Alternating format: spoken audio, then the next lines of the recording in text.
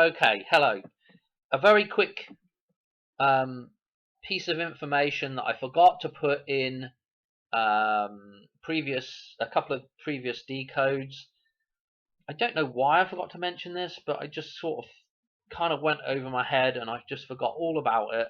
And so I'm just going to put it in a separate little video. But we're talking about the balance of the spring equinox, which happens to fall on March the 20th this year.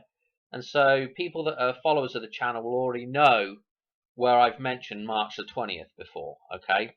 And I'm going to just go back through that now, re-clarify that, just clear this up a little bit.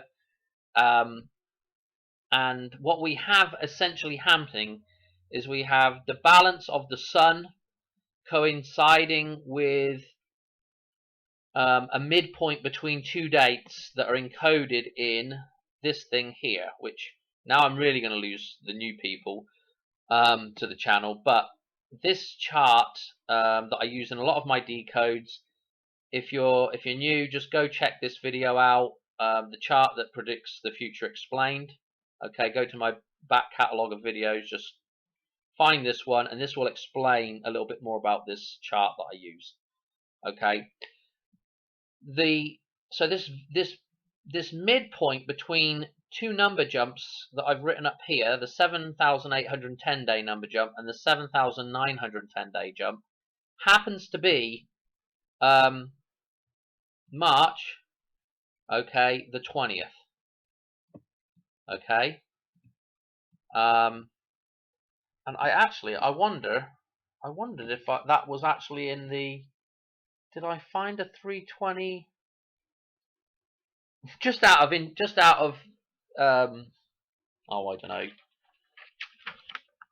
Let me have a look at this piece of paper here. Yeah. Just another interesting thing with the 320, which has just sprung to mind as well, is if we go back to the Zeta square, again, we're doing more stuff with the Zeta square here now. But if we add up the rows that were in the Zeta square, if we just go across each row, I'll just read out the totals for each row. So we start on the top row, which sums to 73. Then we go to the next row, which is 55. Then we go to the next row, which is 64. Then we go to the next row, which is 55. And then we go to the next row, which is 73. And if I'm getting my stuff correct, that totals to 320. So again, we have a reference back to the Zeta square with this number as well. Just absolutely crazy how this stuff's fitting together right now.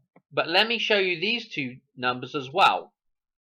Okay, so I guess that would probably be the total for the whole square. It's 320.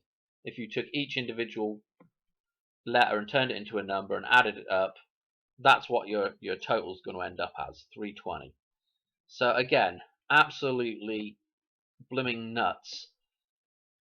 Now, let me show you this. Here's the what I call the Cross of St. Andrews, the Great Scott, that is in this table. We can pick out a cross here, and when we pick this cross out, we are going. Here's one number jump that I've got in a slightly darker blue here, which is our 7,800, and we take one of these ones, which is the 10. And then here's our other number jump in even darker blue, 7,910 days going this way. We take the other one from this 11, okay?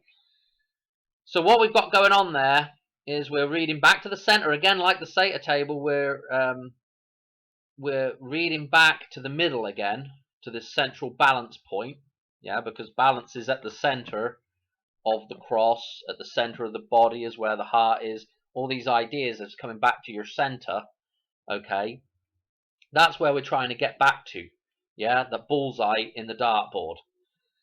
And so when we go from a certain day, which our day that we go from is 9/11, so this 11 that was lost, we're going to go from 9/11, which of course is encoded in this table quite a lot, and we're going to start in 2001, start at the start, and we are going to go 7,810 days, which will take us to, let me go to this right here, and so I can put these jumps in for you. So there's our 7,810 day jump, which is January the 29th.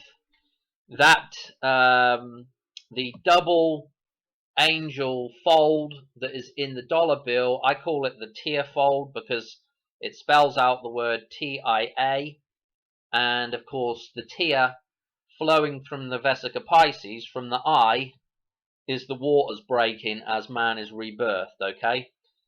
So quite a lot of symbolism with that idea, and here's the 129 that is in the dollar bill. Of course, in the table itself, our 129 is this 11 and this 29 that's over here, okay? And of course, I was hotly looking at the 29th of November as a possible day for something to happen. But when we do that number jump, it actually takes us to the January date as well. So it's difficult to know when what day the thing's going to occur on, and whether we're cross-referencing something. You know, it's difficult to know exactly which way around the references are going, whether we're leading up to or away from something. You know, this is why I keep saying I'm going around in circles with these numbers, you know. So there's our 7,810 day jump. Let's put the 7,910 day jump 100 days apart, again with the dollar bill, 100 days, 100 cents, and this is our May the 9th day, okay? So if we do a jump that's in between those 2 days now, what we're going to need is we are going to need to go back to, back to the 7,810 day jump, and we're going to have to add 50 days on, okay? So let's stick a 60 on the end of here now. Change that 10 to a 60 because we added 50 days on. And it's going to take us to March the 20th, to the equinox. So not only are we doing this jump in the table here and getting to that same point of the equinox, but we have what the equinox represents is the balance of the sun, okay, in the sky, okay? It's when it's even in the sky. Daylight hours match nighttime hours, okay? So this is super, super important. And again, the time of the autumnal equinox we've got right here, and again with the 23 is what we've got going on with this equinox as well. The 20th right here, and we can just condense down this 33 because we need to knock one of them twins on the head anyway.